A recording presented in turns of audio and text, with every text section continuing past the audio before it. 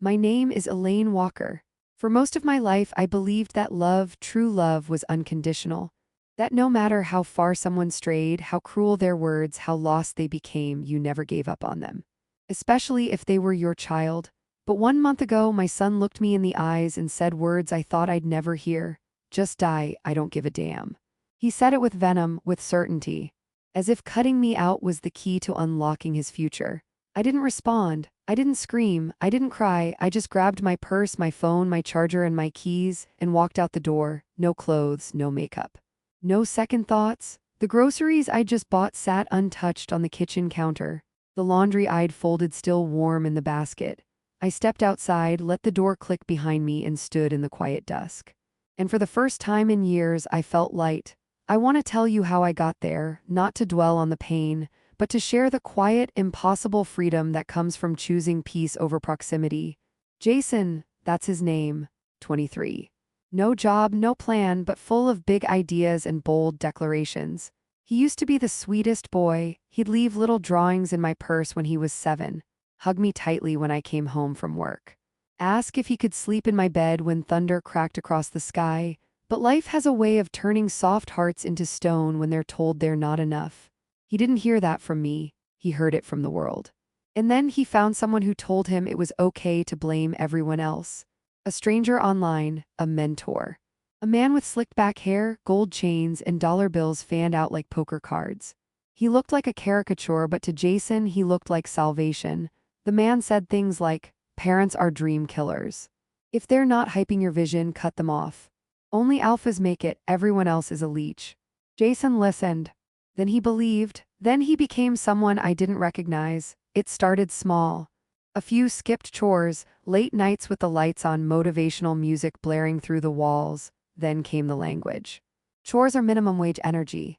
You'll be dead before the economy collapses, Mom. This is passive income, you wouldn't understand. I tried, God knows I tried. I showed him the red flags. Stock photos on the mentor's website. Testimonials from usernames like Success Guru 88. Countdown timers that reset every time you refreshed the page. He laughed, said I was bitter, that I didn't believe in him. That I was a loser who worked dead-end jobs her whole life and wanted him to stay small because I never dreamed big enough. I didn't respond, not because it didn't hurt, but because I knew who I was. And I wasn't going to let a boy with a Wi-Fi signal and delusion redefine my worth. Then it got worse. Bank notifications. Charges I didn't authorize. First $3,000, then $5,000. All from accounts in my name. When I confronted him, he didn't apologize. He shrugged. "Oh, you saw that?" Like it was normal. "It's an investment. You'll get it back triple." I told him he had 24 hours to fix it. He stood up, got in my face. "You're leeching off me." That's when he said it loud, clear, cold. "Just die, I don't give a damn." And I knew this wasn't my son anymore. This was someone who had sold his soul to a fantasy, so I smiled. Because it was over. That night I didn't pack a suitcase. I packed peace. I left everything behind, not out of weakness, but because I was finally strong enough to let go. He thought I walked out defeated. He didn't know I was finally free. Freedom didn't feel like fireworks. It felt like a couch. A friend's couch, to be exact. Old and squeaky, tucked into a studio apartment that smelled like takeout and lavender. But it was quiet. No shouting down the hallway, no bass-thumping playlists, no arguments about energy or vibrations or deadweight mindsets. Just the hum of a mini fridge and the soft click of my friend's dog pacing across the floor. For the first few days, I didn't cry. I didn't speak much either. I filed a fraud report at the bank, froze my accounts, spent hours on hold trying to undo the financial mess Jason left behind. The money mostly gone, the pain still lingering, but the guilt strangely absent. Because for the first time in years, I wasn't responsible for holding someone else together. Meanwhile, Jason celebrated. He posted a video from the kitchen, my kitchen, wearing a hoodie that said Boss Energy, sipping from a mug that read, "Cut off toxic people." The caption, "Sometimes growth looks like deleting your own mother." Level up season. I watched from a burner account, not out of curiosity, but to confirm what I already knew. He wasn't mourning my absence. He was broadcasting his liberation, and that told me everything I needed to know. Within a week, he had a new co-star. Her name was Lexi. Young, impressionable, equally enchanted by the mentor. They filmed TikToks on my countertops, sat on the couch I used to nap on, stacked fake $100 bills next to empty coffee cups. She called him CEO while he talked about client funnels and brand synergy. I knew none of it was real, but Jason needed it to be, because when the truth feels unbearable, people cling to the lie like it's a lifeline. But cracks were forming. He was no closer to making money. The mentor's advice got vaguer. The bills got louder. I watched one video glitch just for a second. Behind Jason's smiling face taped to the wall were 2 eviction notices in red ink. He didn't even bother hiding them. That's how deep he was. The mentor kept promising a partnership opportunity. All Jason had to do was show $10,000 in liquid assets.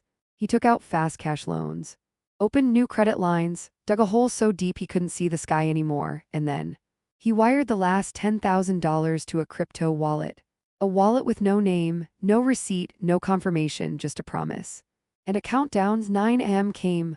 No email. 10 a.m.'s nothing. By noon, the mentor's accounts were gone, website wiped, Instagram empty, Telegram chat deleted. It was like the man had never existed. Jason paced the kitchen like a ghost chasing something already dead. Lexi asked, "Did you even get a receipt?" He said, "They don't do receipts, it's crypto." She didn't even argue, she just walked out, not with a scream. Not with a door slam, just quiet footsteps, a zipped bag, and the words, "I'm not staying with a guy who lost everything to someone named Next Phase." Jason didn't chase her, not because he didn't care, but because he couldn't move. Because for the first time, the silence was louder than his ambition. The silence didn't scare Jason at first. He thought it was temporary, just a down season, a moment before the comeback. But silence, when left unchecked, becomes a mirror. And mirrors don't lie. The first sign was the fridge. It stopped humming. The food inside began to rot slowly at first, then all at once. Power cut. No warning, just a mechanical clunk from the breaker outside and the cold realization that bills don't pay themselves. Jason called the electric company. They said the account had been flagged for non-payment.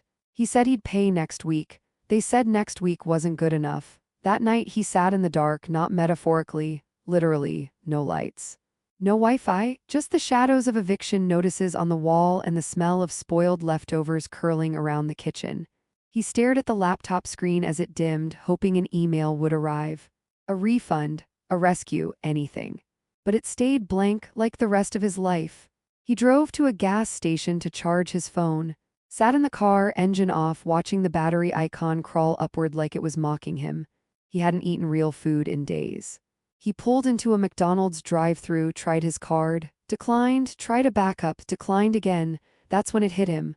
He didn't have money, not tight month money, nothing. He had borrowed, begged, and burned every resource he ever had. He tried calling people, an old roommate, a cousin he used to borrow from, even a guy from high school who once offered him a job at a car wash. Nobody picked up. The few who did, damn bro, hope you figure it out. No offers, no couches, no rides, just echoes of his arrogance bouncing back in his face. They remembered how he cut them off when he was on top, how he called them distractions, how he posted about removing weak people. Now he was the weak one and no one came. He got back to the apartment and found it, bright orange, taped to the door. Final notice, 3 days to vacate. He ripped it down, crumpled it. But the words stayed printed behind his eyes. 3 days to leave the kingdom he'd built on smoke. He slept in his car that night, parked 3 blocks away, too ashamed to be seen, too proud to ask for help, too tired to care. The next morning, he showered at a gym he hadn't visited in months, used a forgotten bottle of shampoo from someone else's locker, avoided the mirror, not because of shame, that came later, but because the face looking back didn't feel like his. Eyes sunken, skin pale, lips cracked, not a CEO, not a digital entrepreneur, just a boy pretending to be a man. He tried applying for a delivery job. The system flagged him. Credit check failure. Fraud alert from a mismatched ID. Something triggered by the stolen cards. They said he could dispute it, might take weeks. He didn't have weeks. He barely had hours. He ate sugar packets from gas stations.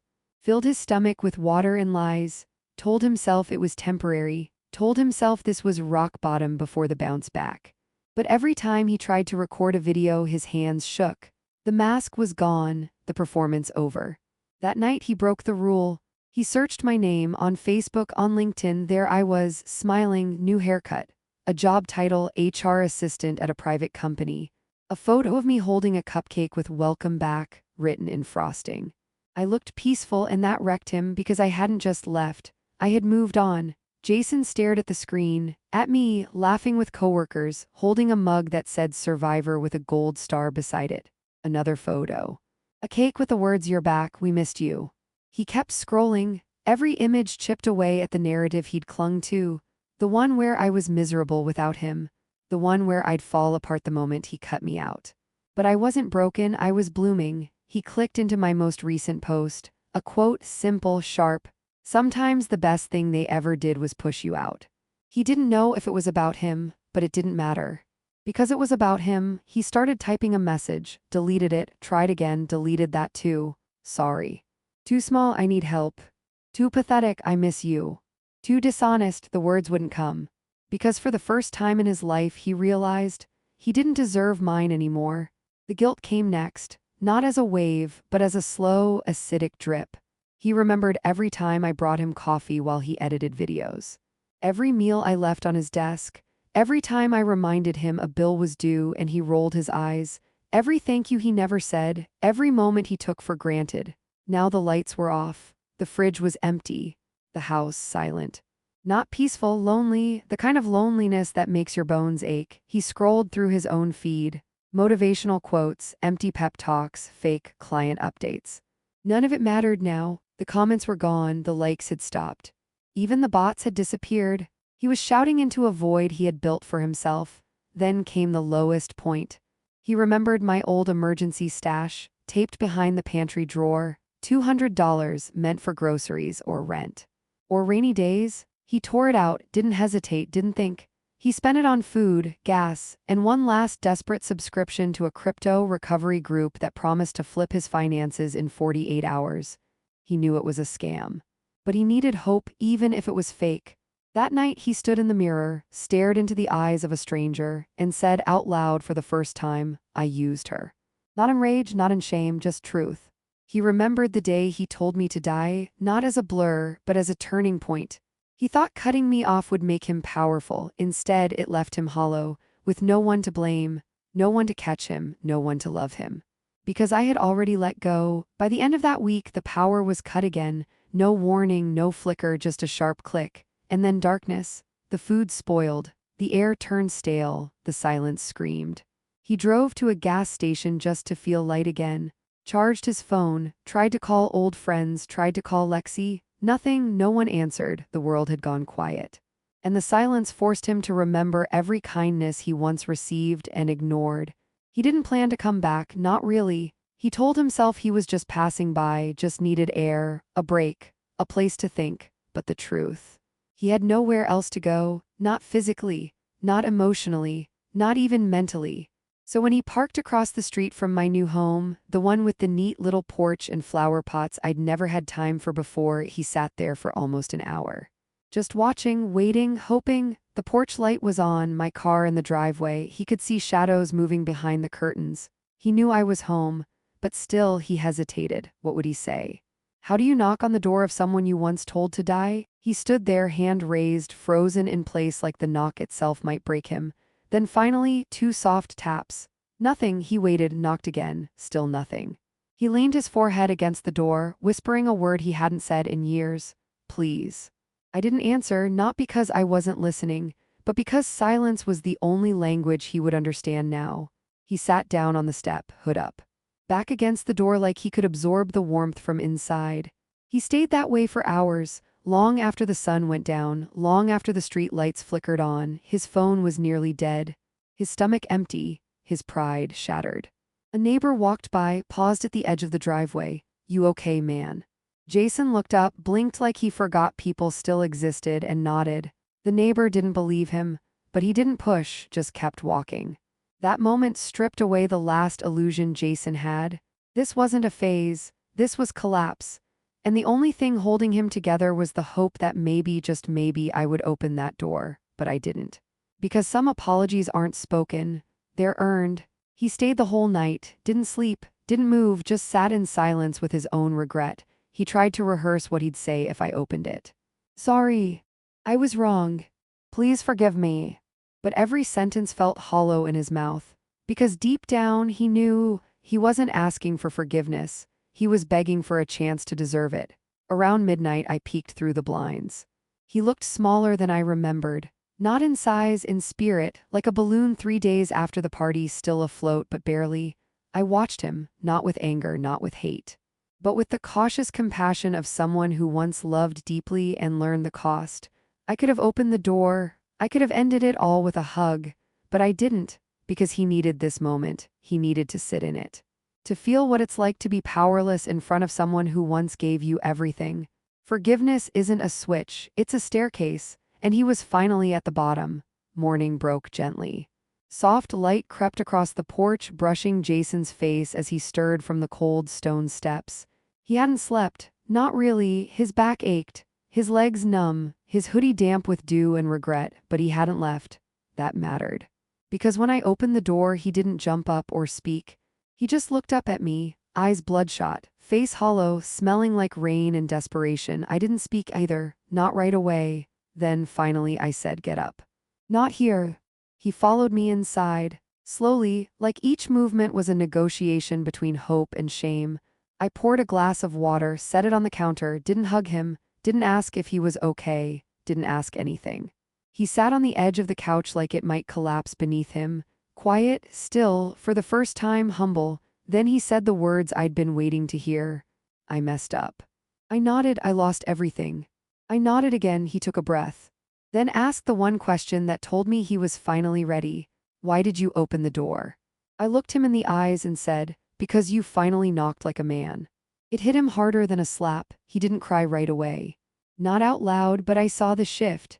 His shoulders dropped, his eyes welled, the performance gone. This wasn't a plea for rescue. This was the first step toward responsibility. I didn't offer comfort. I offered terms, a mattress in the spare room. A printed list of job applications, 30 days, no handouts, no laziness, no lies. He nodded, said, "I deserve that." I replied, "You deserve worse, but this is what I've got left." That's when he cried, quietly, not for pity, but because he was finally being seen, not as a victim, not as a visionary, but as someone who needed to rebuild from rubble. This wasn't a reunion, it was rehab. And healing would be earned inch by inch. Over the next week, I watched him shift. He woke up early, washed dishes without being asked, spent hours applying for jobs, didn't complain, didn't posture, didn't post. He was learning, the hard way, that rebuilding isn't glamorous. It's not viral, it's not worth streaming, it's worth living. Every night he sat on the porch. No phone, no followers, just silence, but not the kind that punishes, the kind that teaches. Some people think redemption is a finish line. That once you say sorry, once you admit the truth, the slate is wiped clean. But real healing doesn't work that way. It's not about erasing the past. It's about walking forward with it, knowing you carry your mistakes with you and choosing not to repeat them. Jason didn't become perfect. He didn't transform overnight, but he showed up every day. He got a job at a warehouse, early shifts, low pay but honest. He packed boxes with quiet hands and a clear head. No fake mentors. No live streams, no pretending, just effort, real, unfiltered, exhausting, but fulfilling. He asked if he could cook dinner one night. Spaghetti, burn the garlic bread, but I ate every bite. He said it was the first time he felt like he contributed something in months. That mattered more than the food. He apologized, not just once, not in a grand gesture, but in little ways. Folding the laundry I used to do. Scrubbing the bathroom without being told. Fixing the hinge on the door I always meant to get to. He never said, "Forgive me." Because deep down, he knew that wasn't mine to give on command. He said instead, "I want to be better." And every day he proved it. 3 months in, he saved up enough for a room of his own. No luxury, just a bed, a desk, a door he paid rent on with sweat and commitment. Before he left, he asked if he could leave something behind. A photo of us before everything. Back when love was still simple, I looked at it. And for the first time in a long time, I saw my boy again. Not the CEO, not the digital brand, not the delusion, just Jason. He hugged me. I didn't hold back this time because now it was earned. And for the first time in years, I felt safe letting him in again. Not because I forgot, but because he remembered. Sometimes healing doesn't come with applause. Sometimes it comes with silence, dishes drying on a rack, and the quiet sound of someone becoming who they were always meant to be. One choice at a time, one apology at a time, one morning knock at a time.